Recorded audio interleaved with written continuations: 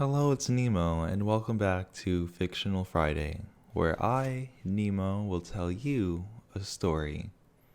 This one's in first person, by the way. And don't worry, it's fictional, so you don't have to worry about this being based off a true event. So don't forget, just sit back, lay down, relax, and enjoy the story. Now picture this.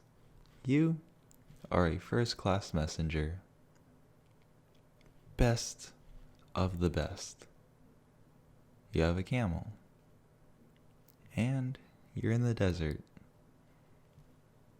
From a village. It's a small one. And all the houses are made of clay. Hardened clay.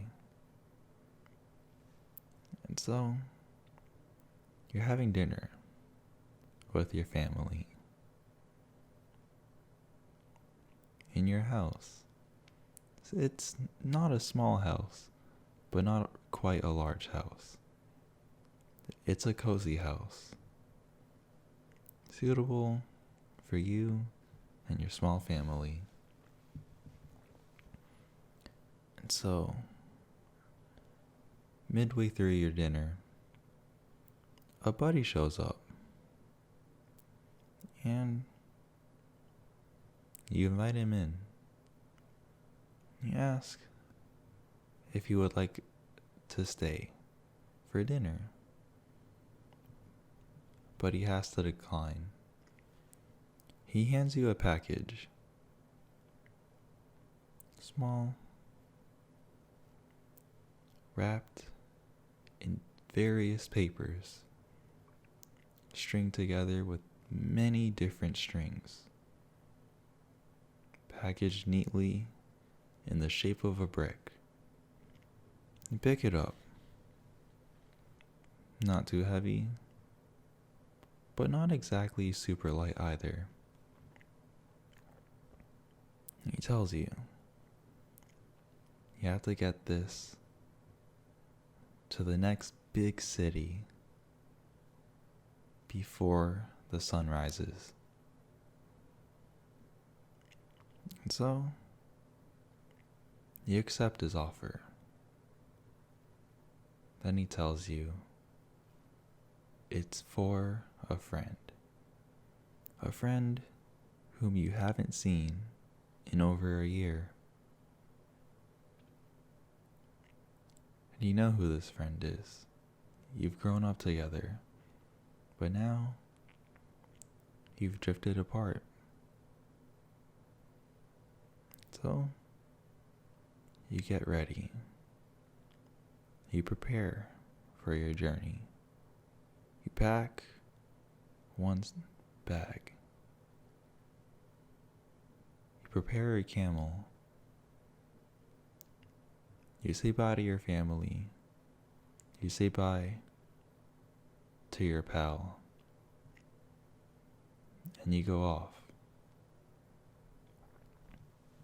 And through this desert, you've been through many times before.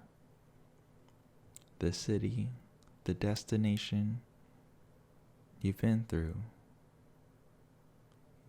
You've been through the city, through festivals held there, about every 2 years. But you haven't been there in about 2 months. Since a wedding ceremony. But that's not important. The city is 10 miles away. You know exactly how to get there, even in the darkness of the desert. You have until the sun rises at around 5:30 a.m. It's currently 8 p.m. and you've just started your journey. You know everything between You and the destination. Any outposts, any shacks, any sources of water, you know them all. You've been through many trips as a messenger, along with your trusted camel. You start off at a brisk pace. You know how tough the desert sands are on long trips by foot, by camel. And so you go up each sand dune and down the next. You know exactly how to climb up sand dunes so where they aren't so steep, and then down the sand dunes so that they don't make you roll down them. And so the journey continues across the desert, over some sand dunes, down some sand dunes, and it keeps going. You get thirsty.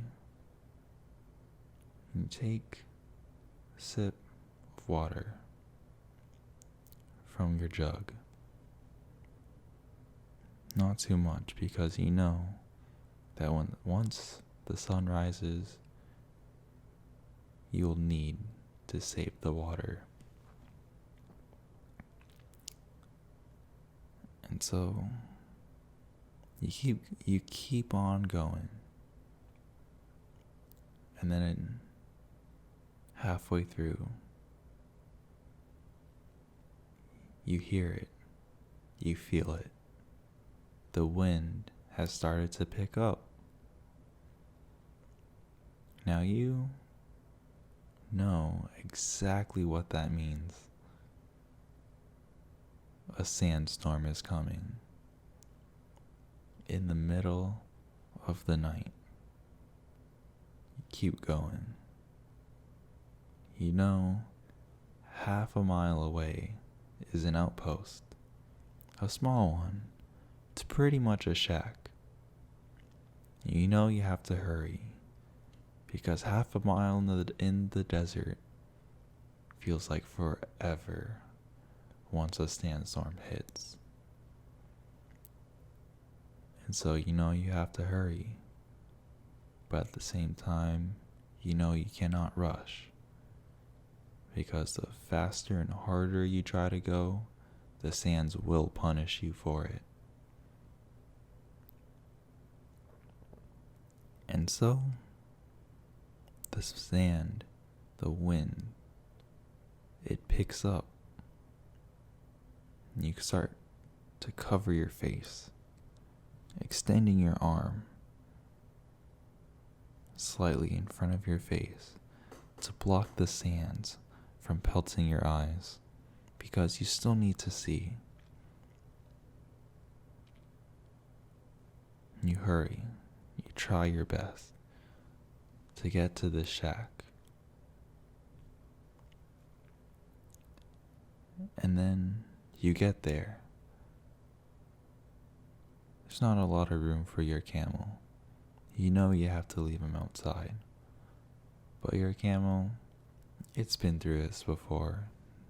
It knows. So you get off of your camel, tie him to the post. Your camel lays down, tries to bear through the wind and the sand. You go into the shack. It's small, about 10 by 10 feet. There's a desk, a chair, a small makeshift bed in the corner. And you sit down. There's no one there. And so, you try to wait it out. But you know, you still have to get there before the sun rises. You know, you're currently 2/3 of the way to the city. And you also know that you cannot wait too long, even if the sandstorm persists. Then 2 a.m. hits. The sands are still blowing harshly. But there's no time to wait. Even your camel knows this. Your camel, from outside, you hear it yelp. It's the signal that we still have to keep going. And so, you pack your bag, sling it over your shoulder, go outside, cover your face with your mask, untie your camel, hop on its back, and you get going. You keep going. You know you have to fight for every feet, every inch, through the desert sand, through this desert storm. And so, slowly, step by step, you continue on.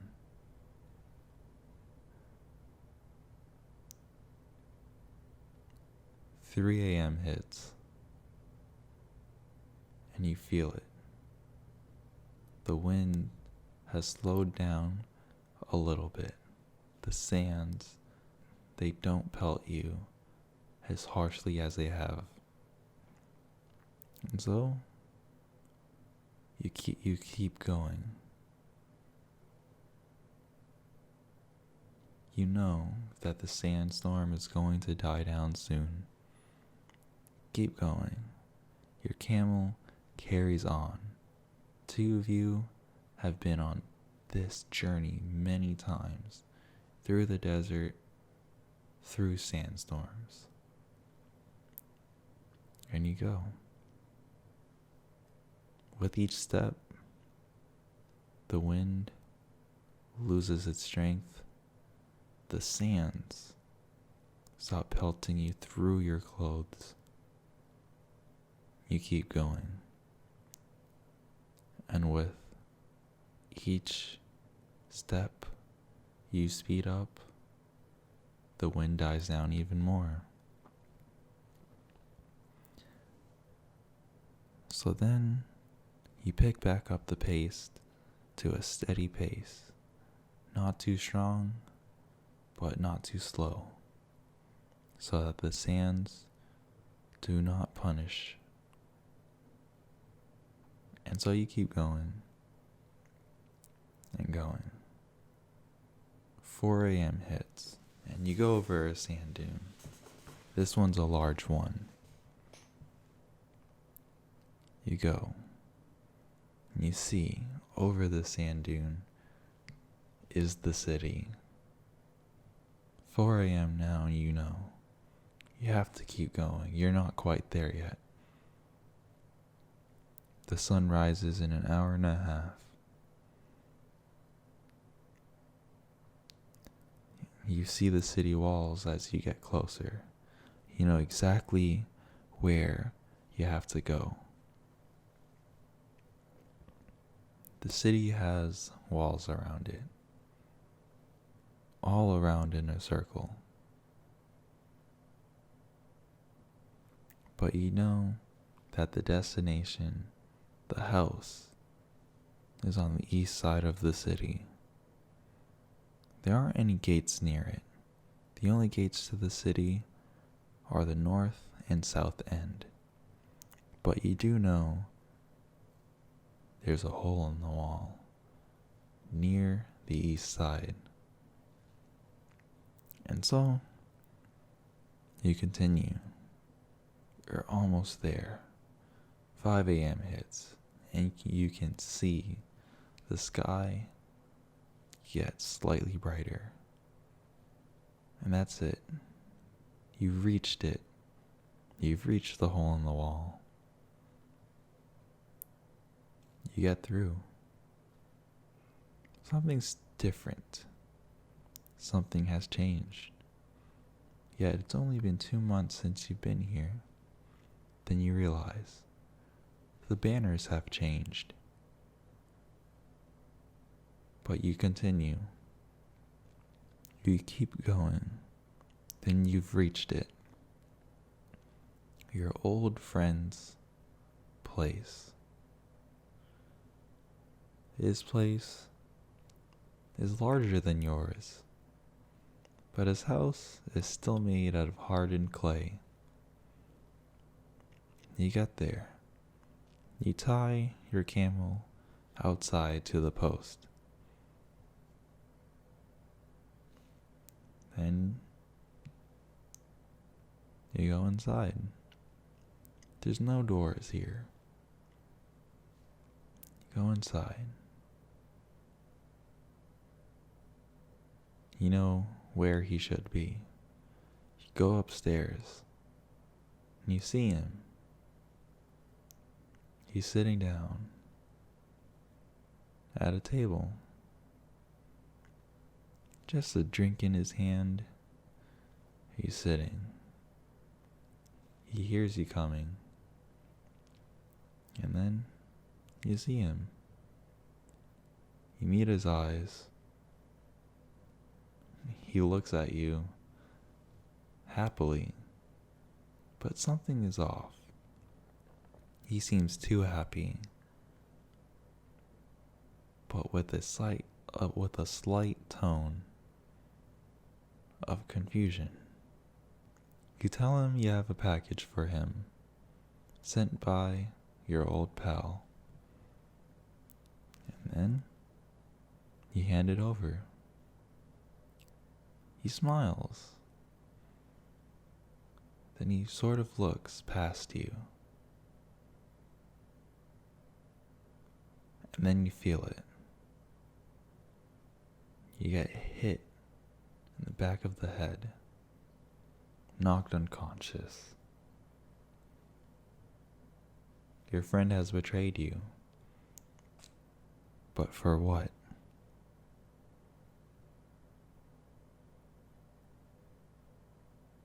You wake up. You're tied on a bed. You know where you are. You're still in your friend's house. You don't hear your camel anymore outside. You're wondering why. Why has your friend betrayed you? Then you realize the city is not the city it once was. This city now has been overtaken by greed.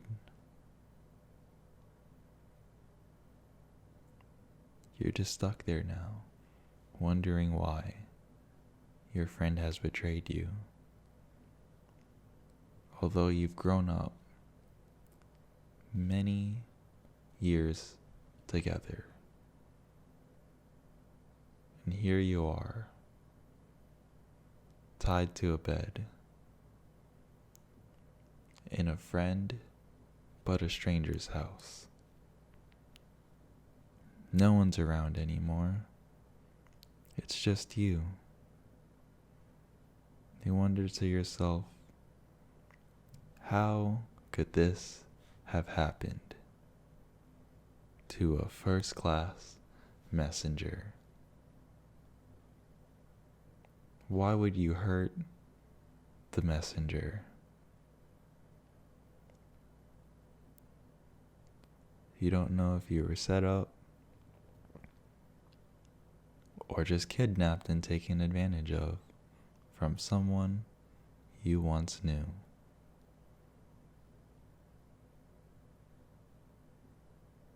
And that's it, guys. It's off with a cliffhanger. I'm sorry. I know you guys probably hate that. But yeah, really, guys, like, that was just kind of a short story. It's a little adventure time, for us folks who don't go out on a Friday night. So, we're sitting in, listening to a story, getting comfortable, relaxing, sitting back, you know.